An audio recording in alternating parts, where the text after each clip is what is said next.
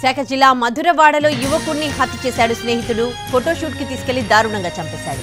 ఫిబ్రవరి 26న సాయి విజయ్ని ఇంటి నుంచి తీసుకెళ్లాడు షణ్ముఖ్. అయితే స్నేహితుడిపై సాయికి అనుమానం వచ్చింది. తాను వెళ్తున్న కార్ ఫోటో తీసి కుటుంబ సభ్యులకు పంపించాడు.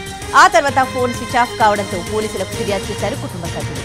రావులపాలెంలో సాయిని హత్య చేసినట్లు గుర్తించారు పోలీసులు.